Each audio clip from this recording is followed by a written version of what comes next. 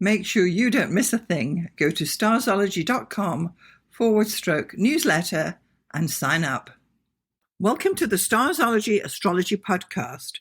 I am your host, Alison Price, and I'm here with my good friend and co-host, Arwynne O'Neill. Hello, Alison. It's great to be here. So nice to have you once more. So in this episode, we're going to be doing the August 2026 Astro Overarch. Okay. And every month we do these overarches, and really what they are what's going on astrologically that astrologers want to know about. So it's not necessarily a horoscope whatsoever. And the idea is that we are talking about the planetary ingresses, that's planets changing signs. We're going to be talking about any stations at the beginning or ending of retrograde periods. Yeah. We're also talking about any lunations, which are full moons and new moons, or eclipses. And let's say, yes, eclipses this month. Oh, okay. Because we're definitely going to eclipse season. Have a couple of, the second eclipse season in this. So the idea is that these are the things that any astrologer worth their salt, yes, I'm saying it, would look at. If you were writing horoscopes, you would want to be paying attention to these particular movements. Okay. We do sometimes mention larger aspects, but not always, because they are so transient. But if big aspects, like it's Pluto, Mars or something. Yeah. We'll talk about that, sure. And we don't necessarily go into that. So it's just the main things, which is what I would write when I used to write horoscopes back in the day. It was ingresses, stations, and lunations. That is what you must know about. Yeah. And the rest is like the bells and whistles and all the additional icing on the cakes and what have you. Yeah. So just briefly, I'm just going to give you a bit of an overarch of the overarch. A highlight, I've called it, and you can click through to the blog post for all the details here. So what we've got is, I'm just quickly going to go over the highlights with the Sun's entering Virgo, Mercury's leaving Leo and going through Virgo and pushing on into Libra. Good old Venus it enters its rulership of Libra, and Mars enters Cancer. So those are the main ingresses we're going to chat about.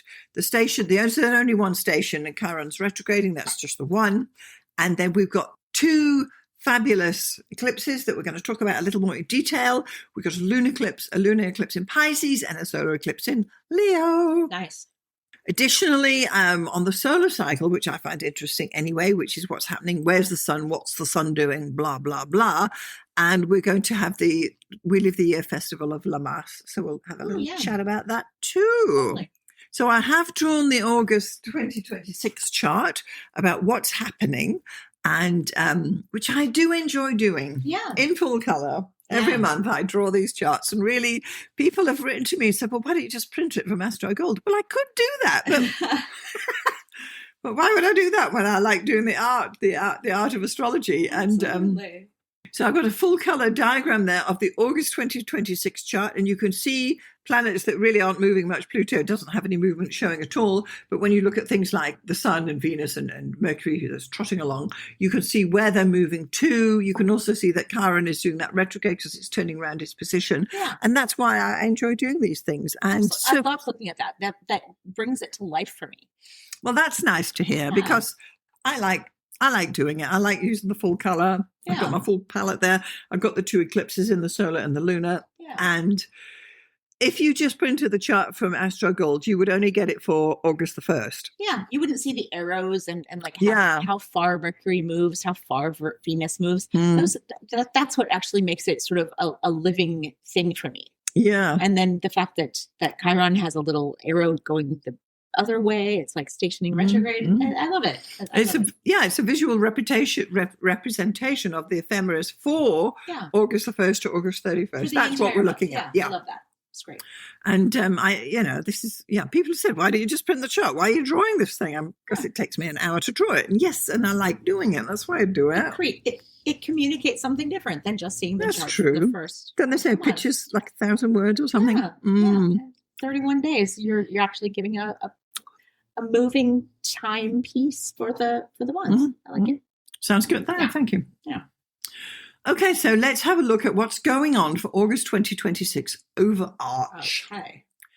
So on the 6th, we've got Venus is entering Libra. Oh, wait, isn't the festival of Lamas the first of the month? No. No? Why would you think that? Guess Okay, tell me why you think that. I Googled it and it says August 1st. Is that not true? Oh, no. Is Google lying? Well, Wow, there's a subtlety there. There is a lesson in this. Don't just Google things and trust it. Okay. Wow. Let's talk about this. Why have you got Lammas at August the 1st? Because typically that's when they do it. It says traditionally it's a harvest festival celebrated on August 1st. That's what it says. Yes, traditionally it's August 1st. But not always. Well, astrologically and as astrologers, okay. Lammas happens when the sun gets to 15 degrees of Leo. Oh my God. Okay, well that's great. That's good to know. See, this is valuable. This is a valuable distinction. We're not deleting this. We're not. I get it. And it's the same with Halloween. Halloween's on October the 31st, but technically, astrologically, it's not. Right. It's on November the 8th because that's when it's at 15 of the fixed signs. Fantastic. That's very because when we talk about the Wheel of the Year, you've got your 8 festivals. Yeah. So you've got your 4 main quarter days. Yeah, go listen to that episode. Exactly. Yeah. And then you've got your cross quarter days, which is when Lammas occurs, when the sun is at 15 degrees of Leo. Got it. Well, I'm one of those people for whom Halloween is an entire season. So I'm happy about that. That works for me. No, technically, and in the main, people say Lammas is on August the 1st, and they are perhaps the Wiccan people or those kind of people. Celtic and tradition. That's the Celtic people, and good for them, the Wheel of the Year people. Sure. But we are not. We are astrology people. Exactly. So, and we're good at Virgo astrologers, so we can definitely split a good hair. AF, yes. Did you know that Lammas means loaf mass? Yes. Yes, you did. Maybe our listeners didn't. It's about the making of the bread. Yes. It's the bread harvest. All right, cool. Let's go. Let's move on. This is the thing, you see, but in modern culture, this is what they would say it's August the 1st. Yeah. But dig deeper, people. Yeah. Dig deeper. Don't just Google it and read back what AI says. Well, like some people. Challenge it. Say what degrees the sun at on August the 1st. And it's not at 15. No. So let's start that again. So, good question, though, Arwynne. Good question. Yeah. This is the thing. People are going to say, yeah, why are they saying that when everyone knows it's this? Well, no. Yeah. So, question. Yeah. Okay, so we start with, on the 6th of August, Venus enters Libra. So it's leaving Virgo behind, it's going into Libra. And this is a good thing. It's a great thing. We love Venus in Libra. I have Venus in Libra.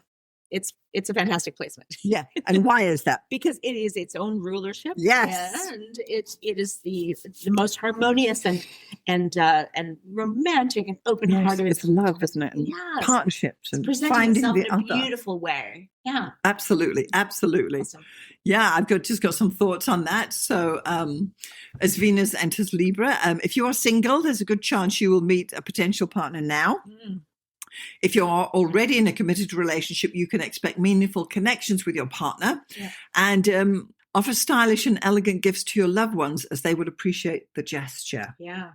So, sometimes you've been in a long-term relationship and it's all become a bit yawn. You know what I mean. And this was a good time to rekindle those little romantic bits and bobs. Love it. I'm looking forward to that. Yeah. Yeah. And in general, Venus is the feminine planet. It loves, acquires, and appreciates. Mm-hmm. Venus represents young women, girlfriends, sweethearts, and accountants. Mm. And Venus rules Taurus and Libra. So we love it in Libra. We absolutely love it. And I know I've said this before. It's becoming less and less relevant and meaningful to anyone as the years go by. But I always think of Taurus and Libra as the Ginger and Marianne. Right. The Marianne and Ginger, rather. Right. Of the horoscope. Okay. Because Gilligan's Island, Marianne was the girl next door. She was like the lovely, she knew how to cook. She had little pigtails and whatnot. And Ginger was like the flamboyant movie star who was shipwrecked on the island and just tried to bring glamour and a bit of showmanship to and that's you. You're the island. I guess I am the Ginger. Yeah. You're the Ginger. Wow. I don't have a Marianne bone in my body. Interesting. True. Yeah. All right. So that's our first movement going on. And then, ta-na-na-na, on the 8th of August, we have Lammas. Yes. So what this means is that the sun has got to 15 degrees of Leo. It's a fixed sign. It's a cross-quarter day. And it starts the festival of Lammas. Yeah. Which has to do with bread. It absolutely does. So... Loaf mass. Yes, loaf mass, absolutely. Yeah. So this is a joyous occasion and typically observed in August. Well, it's typically observed observed on August the 1st, but that's incorrect. Yeah. However, I'm writing here, we astrologers view Lammas as the moment when the sun reaches 15 degrees of Leo, which is on August the 8th this year. Mm-hmm. And traditionally during Lammas, families celebrate the first harvest of early wheat or corn, and everyone takes part in baking bread from the first harvest. Yeah. That's the Lammas loaf. Yeah. So the initial loaf, called the Lammas loaf, holds special significance, and with shared delight, the freshly baked bread is savored and festivities abound, honoring the blessings of the present harvest and looking forward to the abundant yet to come. Because the harvest isn't, the earliest harvest is in Leo, but the main harvest is in Virgo, and the late harvest is in Libra. Right. But as soon as because let's face it, they've come through this whole year with just crusty old loaves. Now they've got fresh wheat or fresh corn or whatever they're making their loaves from. Yeah. And if you actually click through to my Lammas article, there's a recipe there to how to make the Lammas loaf. Amazing. And the symbol itself for Lammas looks like a loaf of bread, and that's what is actually being sliced in half with a knife. Yes. Wonderful. Yeah. Well, you know how loaves are like scored on top? Yeah. So I've got that little image there, and it says there, Sun 15 Leo. Nice. I love it. Dip that in some olive oil and some balsamic vinegar. Because that's when, that is the first bread, and that's when you just eat the bread. Yeah. It's not additional to the burger. It's the bread is the main thing you're eating. And bread is the starve of life, right? Yeah. It's people back then, if you had a farm, oh my gosh. Yeah. or you lived, I don't know where you lived, you struggled, and that first loaf was, we celebrated it. We didn't just shove it down the hatch, like we do today. Yeah. Or avoid it, because it's full of carbs. Full of carbs. Like someone but today. No, but it's the Lammas loaf. We'll let ourselves have a slice of a Lammas loaf. And the recipe is there. And my daughter actually baked it one year, and it was just so good. But because it's freshly baked bread that you make in your own oven, you really have to eat it that day. Right. Because the next day it's so hard, it could be the murder weapon, Whereas bread you buy in a shop is all squidgy for 10 years because they've got all the preservatives. Exactly, to make it keep soft. So, interesting. So Lammas, we like to celebrate Lammas, and that's always mid-August. Nice. Yeah, well, the 8th, I love that. So then on the 9th of August, Mercury enters Leo. This is the time to open your mind for some fun conversation as you meet interesting people when Mercury enters Leo. You don't have to be bosom buddies with everybody, but now you will be discerning about with whom you choose to associate and try to be one of the team, as there is a mutually creative theme in group dynamics. Difficult in Leo. Leo's very independent, but we want to try and kind of mix in. Yeah, I mean, and to put a bit of a positive spin on it, I feel like it's a good time it makes it easier to talk about yourself. If you find it, right? If you find it hard to open up, this might actually make it easier to speak from your heart, speak your personal truth from the heart. That's a Leo buzzword. And to actually talk about yourself in an open-hearted and honest way that maybe you would shy away from in other times. Yes. Yeah, especially, comparing it to Mercury in Cancer, which is all about trying to appease, and make everybody your mother-in-law happy. Right. Yeah. There you go. That's a good one, yeah. And in general, Mercury communicates trades and is factual. Mercury represents agents and AI agents, salespeople, youths, and teachers. Mercury rules Gemini and Virgo. Okay. Yeah. All right. Then on the 11th, we've got Mars is entering Cancer. Yeah. So Mars is going from Gemini into Cancer. Family can get agitated now, so count to 10 before snapping back. Use this hot and pushing planetary drive to protect your close family. Stop all raised voices and arguments immediately, as they may get harsh. Guard your kinfolk with your life. Yeah, I feel like any arguments that happen with Mars in Cancer, they're going to go for the throat. Yes. It's a family infighting. Yeah, it's exactly the thing to say without even thinking about it beforehand. That's going to hurt someone, and they're going to think about it for a while afterwards. So be careful with other people's feelings at this time, but it will be difficult. And it's also, Cancer is a very patriotic sign. Yeah. So Mars in Cancer, I feel like this is, we've got enough wars going on in the world right now, but it's going to be it's the sign of the homeland, the home front, and we will hear people's opinion. Yeah, picking up arms to protect the home front. Yeah, and also, I mean, calling for protecting others. I mean, on a positive note, you might feel the underdog. Yeah, exactly. Standing up for the underdog. Putting up your fists for good to protect someone who can't protect themselves. That's a good one. Yeah. So in general, Mars qualities are: Mars is masculine. Mars competes, challenges, and acts. It's your most active planet. Mars represents young men, boyfriends, bad boys, pioneers, firemen, and soldiers. And Mars rules Aries and Scorpio. So it's your red-blooded. Okay, and then we're into eclipses. So on the 12th, we've got a solar eclipse at 20 Leo. Yay!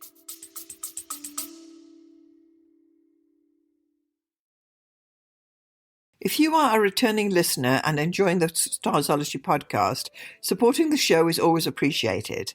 It helps us continue producing episodes and covers the costs involved in keeping the podcast online. There's a link in the show notes. So I'm suggesting here, embrace this auspicious moment to start on fresh beginnings in your creative and artistic pursuits. It's in Leo.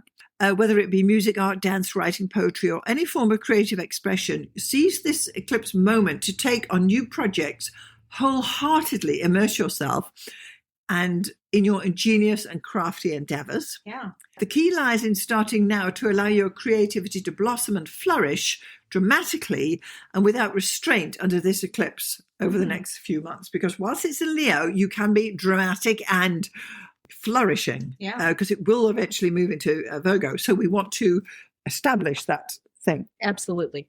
And it's near a conjunction with the South Node for what it's worth. So that is about releasing things that maybe have to do with the ego, that have to do with standing alone, whereas the North Node is the opposite point, and that's about community and about progress and about those Aquarian things, right? Yeah. So releasing the dark side of Leo, the South Node being kind of what you're trying to move away from. Right. Yeah. So, it's great. Yeah. And we do have a podcast about the nodal axis that's been changing signs. Leo. Yeah. So that's kind of interesting there. Sure. So this solar eclipse is at 20 Leo. Yeah. So if it's conjoined anything in your chart, it will affect you. Yeah. If it's not really conjoined, it really won't affect you, but you need to find out which house it's occurring in. And if you have anything at 20 Aquarius as well, worth noting because that nodal sort of thing. Yeah. And that'll bring in any opposition. Do you have anything at 20 Leo? We don't know, do we? The top of our heads, we don't. No. We have no. Oh, no, your midheaven's at 12. You see, I actually do. I know. It's just, honestly, it's my year. My son's at 17, so I got it's conjoined. This solar eclipse, ta-da, is conjoining my sun. It's a little wide because it's 3. Yeah. Because eclipses are usually just 1 or 2 degrees. However, I'm going to take it because it's definitely your first house, and it's going to be a time when, I'm gearing up to go forth and, creatively, as if I'm not already. But I haven't been while the sun has been in Cancer. Yeah. That has held me down. Right. Whereas now I'm thinking, I'll wait for the 20th, the 12th, and start to move that forward there. Love it. Because eclipses typically last not more than 6 months, and it's sometimes 4 months. It just depends. You need to double check on those. Yeah. But yeah, totally. So it's a great thing. And then on the 23rd, we've got the sun is entering Virgo. Yay! Arwynne, you're up. I love this. I love this for us. I do have the sun in Virgo. I recommend it. And so the sun's going to leave Leo behind. All that creativity is going to go by the wayside, and we're going to get down to the nitty gritty. Yeah, and this is established day-to-day rituals. This is the sign that actually spans from kind of the end of summer to the beginning of fall in the northern hemisphere. It's the main harvest. It really is, and it's not just about the harvest, but it's about back to school. Yes, right, and it's about getting all that summer stuff put away, putting away your whatever those summer hobbies were, cleaning the lawn chairs and taking everything off the patio or the balcony, or cleaning up that yard and being prepared for the rainy time in Vancouver, at least.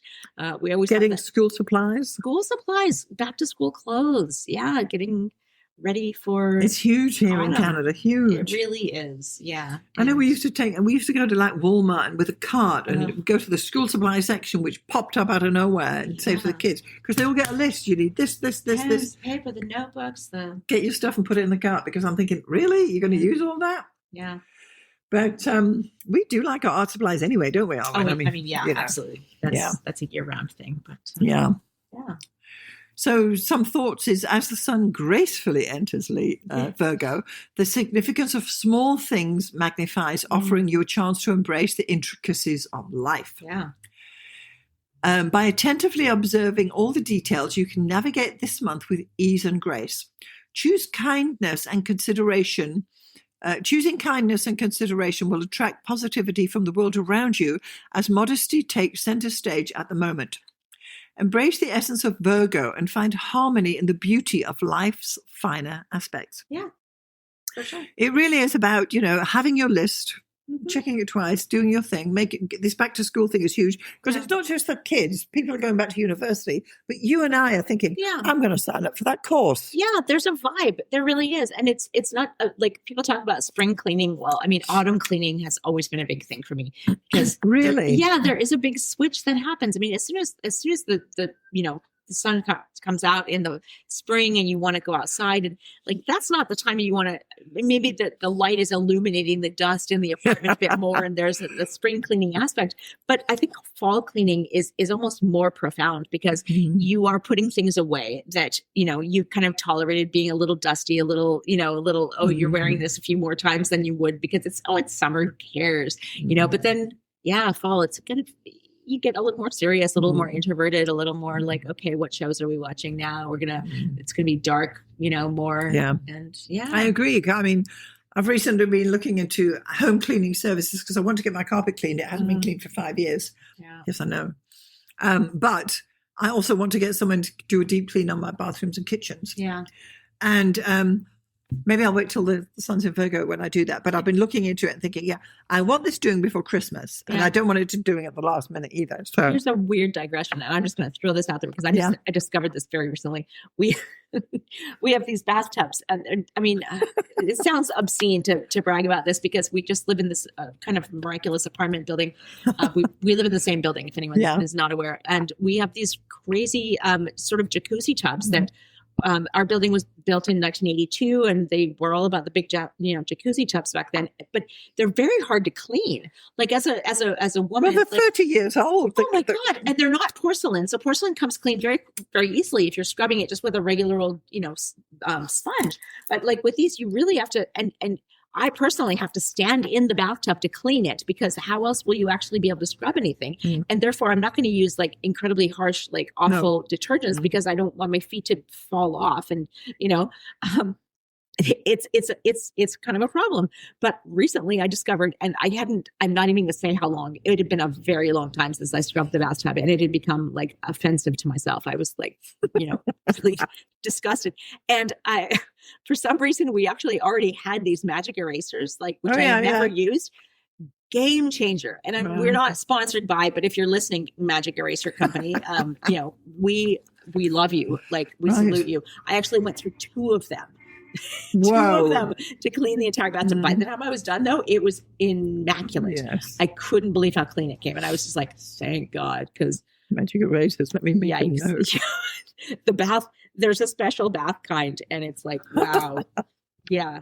Well, you know what I do is I have a special broom in my bathtub, in my bathroom, which is it's got a nylon bristles. It's like a sweeping broom you use in the kitchen, and it's only for the bath, because then I'm standing outside, scrubbing it down with this broom to get in all the nooks and crannies and all those jets and whatnot. Totally. And that's how I actually do it, because otherwise you can't get to it. Oh God! So I'm standing there with this broom thing, but you get to a point where you think someone's going to get in there. And I know. Yeah. Oh. Virgo. Yeah, exactly. Let's do it. If you know, you know. Yeah. So generally, just some further themes on the sun is a masculine. It's warm, bright, and life-giving. The sun represents you, your father, your heroes, and the sun rules Leo.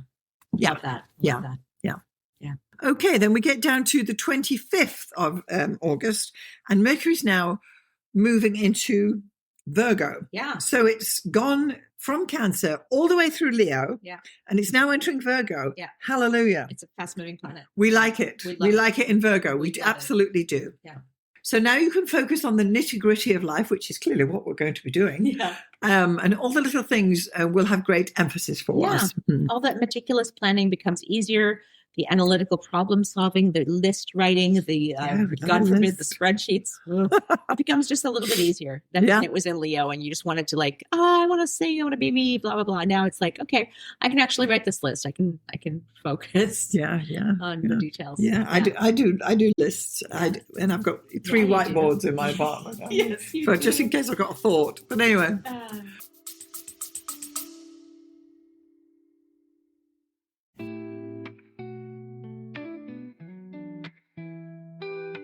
This episode is brought to you by New Moon Wishing, a self-care guidebook for wishful thinkers.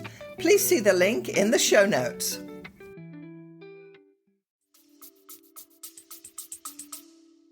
Yeah, so as Mercury enters Virgo, now your mind will burst with innumerable ideas. So we've got lots going on. Yeah. You may wish to start a journal and capture every brilliant thought whilst Mercury is in Virgo. I daren't start another journal. I'm a journal person. But anyway, now there will be good conversations and exchanges of ideas, and plans and minor details can be fleshed out now, even if the projects are not acted upon just yet.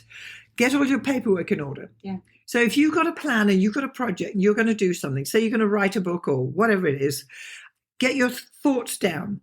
You're going to do this, you're going to do that, you're going to do the next thing. And it won't necessarily happen while the sun is in Virgo, but the planning stage does. Yeah. So don't miss out on that. Yeah, absolutely. Yeah. I agree. And then on the 28th of August, we've got the lunar eclipse in Pisces. Love it. So it's 4 degrees Pisces. Well, call it 5 degrees Pisces.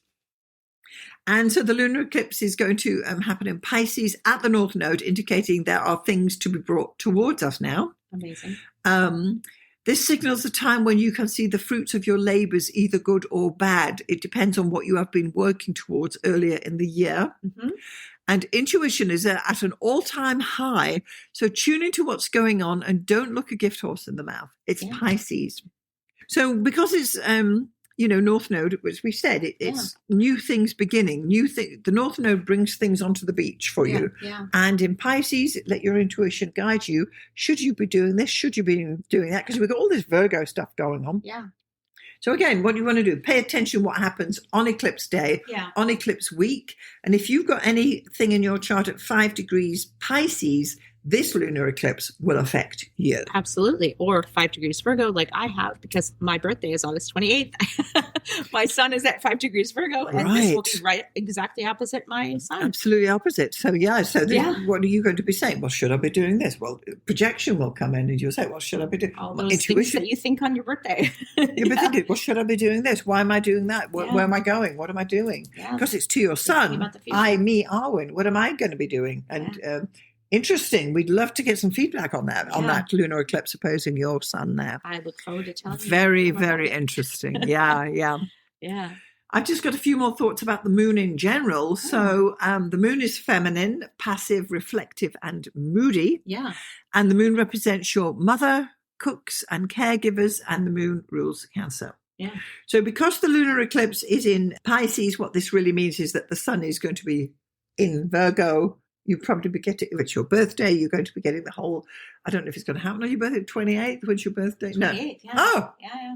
Whoa. I know, that's what I'm saying. Yeah. Whoa. Right. So, so it'd be very interesting how that unfolds because you've got the lunar eclipse on your birthday. Yeah. So it's not only an eclipse that's going to be in effect for possibly 6 months ahead, it will be in your solar return chart for the whole year. Yes. So what happens on that day and the day before and the day after, pay attention because that's going to be your theme for the year. Ooh, planning ahead. You want to make sure you're doing nice things with good people and moving things forward, whatever your projects happen to be turning into. If you decide you're going to be doing, God forbid, October, Pinktober, or something in October, November, December. Yeah. This is planning, get it sorted out. Yeah. Or share launches of things you might be launching. One never knows what's going to happen. One never knows, yeah. But it's definitely going to affect you, whereas it absolutely will not affect me. I've got nothing I've got nothing in Pisces, nothing at 5, and certainly nothing in 5 Virgo. So this is an interesting thing, that this particular eclipse is affecting you, whereas for me it was the solar eclipse affecting me. So yeah, I love that. This is the thing with eclipses. Unless they're conjoined a planet, they're likely to pass you by. For sure, yeah. And even though they all occur, and we'll say, "Oh, there's a eclipse," blah blah blah. Unless it's affecting you, you're going to not notice it. Yeah, which is fine. I mean, there's so much that will be affecting you. There's so much to notice. So yeah. There's a lot going on in general. Yeah. Absolutely. And then on the last day of the month, on the 31st, we've got Jupiter, which we haven't even mentioned yet, is trining Saturn. Now, this is an aspect that we haven't dug into. I don't have much notes on it either. But the idea being that what you've got is you've got the two... the two gas giants of the solar system. The big boys. Yeah. So you've got the planet that gives and the planet that takes. Now they're trining. Yeah. So we're going to hope that it's actually going to work together. Yeah. And let's just see. So we've got Jupiter is in Leo, and Saturn is in Aries. So it's a fire trine. Yeah. What do we say? Inspiration's coming your way. Yeah, absolutely. And we've talked about the Jupiter-Saturn cycle, have we not? If not, let's pencil that in. We need to pencil that in. Yeah. Look forward to that. That's something to look forward to as our listeners. Yes. Because it's a fascinating cycle. It goes in 20-year increments. And I don't think we have spoken about it. No, it's fantastic. And there's actually a really interesting political kind of aspect to it. Yes. No pun intended. But yeah. It's pretty much a nice thing. It's Jupiter trine Saturn, Leo, Aries. Yeah. And if you're a Leo or an Aries, then you can just lean right into all of that energy. The rest of them, where you may be struggling with it. It's a fiery year, you know. It is. It's a fiery year. There's a lot of just fiery aspects and fiery nature going on this year. It's like it's not every year that feels this way. No. You know? Well, it's Jupiter's in Leo, so it's really like, oh yeah. Yeah. It's showtime. Yeah. 100%. Okay. So then sometimes, each month we'd like to do this background energy thing. And this time I'm organized. So the idea is that we're getting a broad stroke here. So what we're actually looking at, we're looking at the beginning of August and then the end of August, and we're looking at which planets are in what signs, and therefore what is the background energy. So for my background energy count, I've considered 10 planets, which is not what I said last month, but I considered 10 planets. So it's the sun, not the moon, Mercury, Venus, Mars, Jupiter, Saturn, Uranus, Neptune, Pluto, and Chiron. That gives you a count for 10. Okay. We don't use the moon because it moves so fast. Yeah. So what we have is on the 1st of August, the polarity is mainly active with 7 planets in it, and then it's passive with 3. The elemental focus at the start of the year is actually fire. We've got 4 in fire there, so that is actually a bit of a focus there. And the mode emphasis is towards the fixed planet, so that is fixed fire. So it is Leo, which, as we know, doesn't always correlate with actually what's going on. And so what I'm saying is the results there is an emphasis on fixed fire, which equates to the sign of Leo, which is great because sometimes, as you know, the emphasis when broken down does not relate to the main sign, but in August it does. So we're happy about that. Yeah. And actually, if you click through to the blog post, you can see the diagram we're referencing here. There's a table there for the beginning of August. Then when we get to the very end of August, as the month progresses, things have actually shifted. So the elemental is slightly unbalanced now with fire at 3, earth is 3, air is 3, but lowly water only has 1. Yeah. So there's not a prominent element because you've got 3, 3, and 3. Yeah. And the mode by the end of August are pretty balanced, as much as we can for 10. You've got 4 cardinal, 3 fixed, and 3 mutable. But overall, the energy you feel at the end of August is balanced as we go, because it's nowhere in Virgo now. There are no specific outliers by polarity, element, mode, or sign whatsoever. So we've got this, it's Virgo, right? Yeah, we're taking it it's pretty more balanced. So it's going from this strong fire, fixed fire, this Leo, the drama, the excitement, let's be creative, beginning towards the end as we move into Virgo, where you've actually got everything's a little bit more toned down, And this is what we call the background energies. And it's a way to have a broad stroke about what's going on in the month. Yeah, that's awesome. So, as I say, click through to the blog post and you can actually then see these 2 tables that I created in full color. Love it. I love this. Yeah. And then we have our fabulous segment, which is we're calling Goddess of the Month. Goddess of the over Month. to you, Arwynne. Okay. So this month I've chosen, and this is based on actually my 2026 calendar. So the Goddess of the Month for August 2026 is Lilith. Lilith, excuse me, is a complex mythological figure who actually evolved from ancient Mesopotamian mythology. She was considered a demoness of the night. And she was associated with actually, so this is kind of crazy, but preying on pregnant women and young women as a I know, right, and on young couples and things. And she would kind of like sneak up on them and and like it's badass goddesses, right? This is my brand, So they're not always going to be just like nice and fluffy. But then she was sort of adopted by the Christian mythology, and she was considered the first wife of Adam. Yes. And later on, she was exiled, and Eve was born from the rib of Adam, and she was the more docile. Until the snake came along, because we can't have nice things, right? And also like the dark and the light are always going to balance each other out. As Tim Curry said at the end of Legend, like you can't have light without darkness. And Lilith is a representation of that. She's not only a representation of, quote unquote evil and quote unquote like knowledge that you shouldn't have, kind of thing, forbidden knowledge, but the idea of a demon or of a daemon, like this sort of secret knowledge, right? And she is sort of a monster and a seductress and a threat, but yet also she's been adopted as a kind of sign of liberation and feminism and female equality or female autonomy later on. So that's the dualistic goddess of Lilith. Wow. Is my goddess for August. Wow. And did you ever watch Frasier? Of course. Oh, Lilith. Yes. Oh, my God. Yes. Famously, if you actually watch Cheers, she first appeared on Cheers. One of my favorite episodes of Cheers ever was actually the episode where, because Frasier came along as like the sort of the side wing. The side wing of like Shelley Long's character, Diane. And she was with, Ted Danson, who I actually met when I was like 10 years old. He was like a giant. He was a beautiful man who came into my mother's bookstore when I was like 8 years old, and he was so tall and so beautiful, and he had just gotten on Cheers at that point because I'm in my 50s.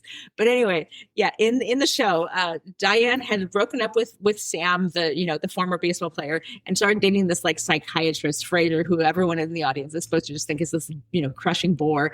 And then eventually they break up, and he ends up dating Lilith, who's another psychologist, and they have this episode where they're on this TV show, and they go on and they're supposed to be like head to head, and and it's just going to be boring, and everyone's just watching it to make fun of them, right? Everyone in the bar cheers. This is the whole point of the show, is like this. Everyone goes to this bar. It's kind of like our relish, right? Yeah.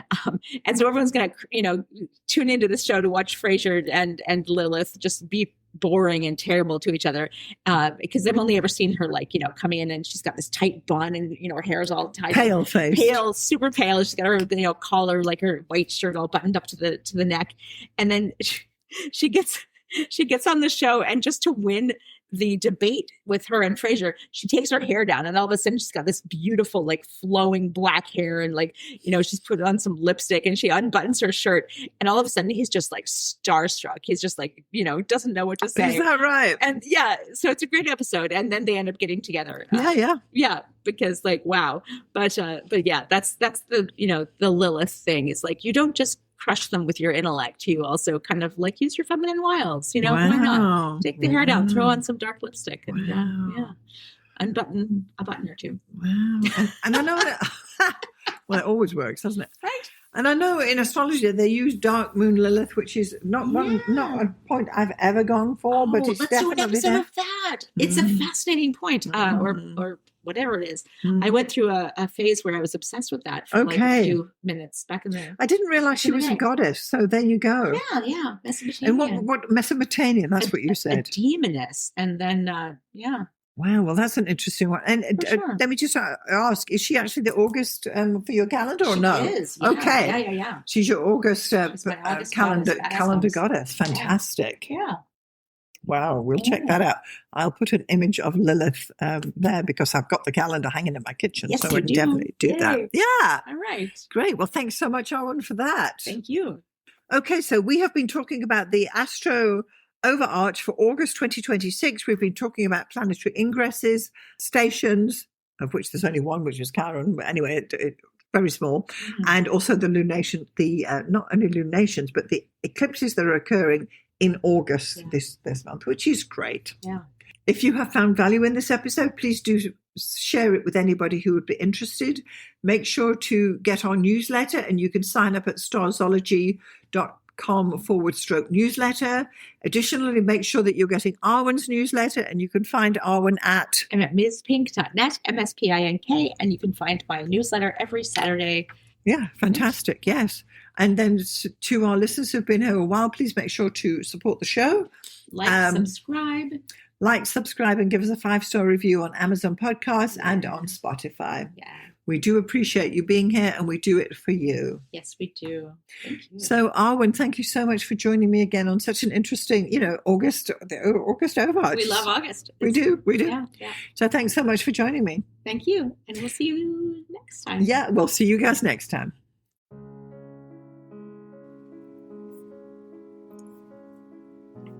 Thanks so much for getting this far through the episode. I just want to take a moment to tell you about the 2 main options of my astrology services. So the first one is coaching. If you are an aspiring astrologer, and by that I mean someone who's perhaps a hobbyist astrologer, or someone who's learning astrology, or a student, or you've got a few books and you've been doing it for a while, but perhaps you need a little bit of help to bring it all together, then maybe getting some astrological coaching from me would be the answer for you. The astrology coaching I offer is a 1-hour session on Zoom, and it's tailored to answer your particular questions. For example, if you have issues with natal chart readings, we can go there. Or if you're having problems working with your forecasting, we can go there. Or even basic astrology stuff, or even getting yourself organized for your astrology business. The idea is that astrological coaching will answer your particular questions. It's tailored specifically to you and where you are in your astrological journey. And I'm happy to help you out with some guidance about how you can get going, what to focus on, and what to dismiss. So that would be the astrological coaching for people trying to learn astrology. The second astrological service I offer is consultations. So this is for someone who perhaps doesn't know anything about astrology, but they just want to have their chart read or get their chart done. Call it what you will. So once more, this is a 1-hour consultation over Zoom.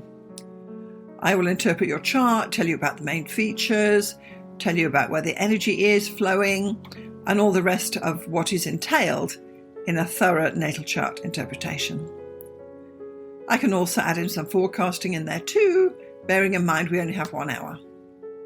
So just in summary, I've got coaching for people who want to learn astrology, and I've got consultations for those who want to get an astrology reading done.